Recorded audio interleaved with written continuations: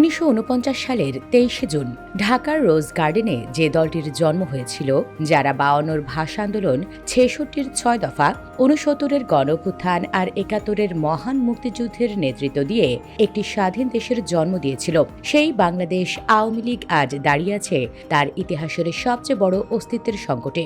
টানা ১.৫ দশকের বেশি সময় রাষ্ট্র ক্ষমতায় থাকার পর ২০২৬ সালের এই জুনে এসে দলটির ৭৭তম প্রতিষ্ঠাবার্ষিকী উদযাপিত হচ্ছে সম্পূর্ণ ভিন্ন এক বাস্তবতায়। ক্ষমতার বাইরে সাংগঠনিকভাবে বিপর্যস্ত, কার্যক্রম নিষিদ্ধ এবং রাজনৈতিকভাবে এক চরম অনিশ্চয়তার মুখে ২০২৪ সালের ছাত্র জনতার অভ্যুত্থানের পর দলটির ১.৫ দশকের অপশাসন এবং বিতর্কিত নির্বাচনের খতিয়ান জনসমক্ষে চলে আসে।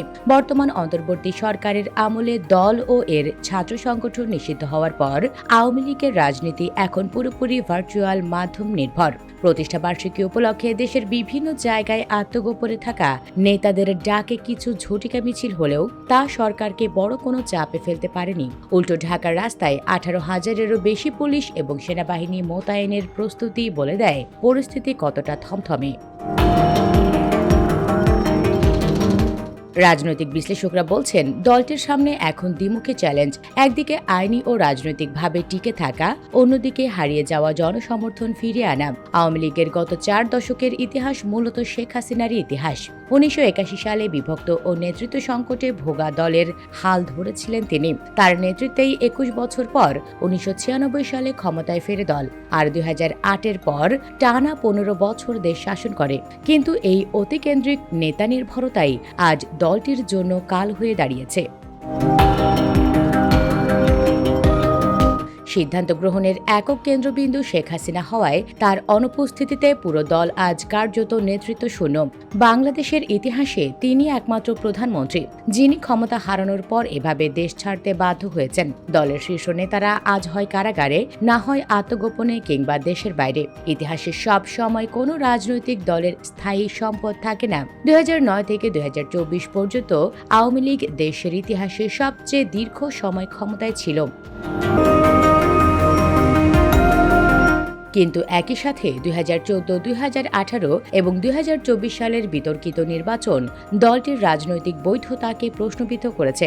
ভিন্ন মত দমন, গুম ও অপশাসনের চরম বহিঃপ্রকাশ ঘটে ২০২৪-এর জুলাইয়ে, যা দলটিকে এক আগ্রাসী ও কর্তৃত্ববাদী শক্তি হিসেবে দাঁড় করায় জনগণের মুখোমুখি। কোটি কোটি সমর্থক ও সাংগঠনিক শক্তির যে বড়াই দলটি করত, ক্ষমতার ছাতা সরে যেতেই তা তাসের ঘরের মতো ভেঙে পড়ে।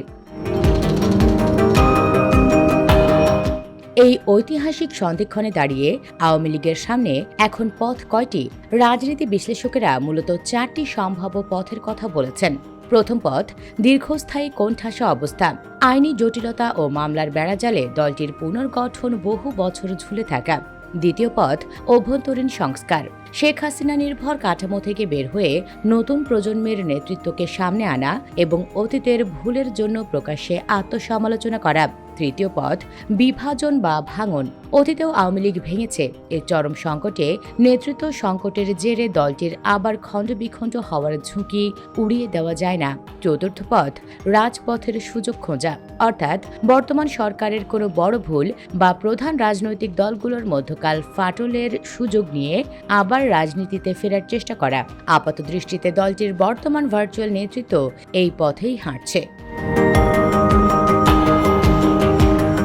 ৭৭তম প্রতিষ্ঠাবার্ষিকীতে এসে দেশের অন্যতম প্রাচীন এই দলটির অতীতের গৌরবোজ্জ্বল অধ্যায়গুলো আজ ঢাকা পড়ে গেছে সাম্প্রতিক অতীতের কলঙ্কিত অধ্যায়। আওয়ামী লীগ কি পারবে নিজেদের ভুল স্বীকার করে সংস্কারের পথ ধরে নতুন এক রাজনৈতিক বাস্তবতায় ঘুরে দাঁড়াতে, নাকি অতীতের স্মৃতির উপর ভর করে দীর্ঘ এক অন্ধকার সুড়ঙ্গে হারিয়ে যাবে তা সময়ই বলে দেবে। US Bengal Bangladesh report.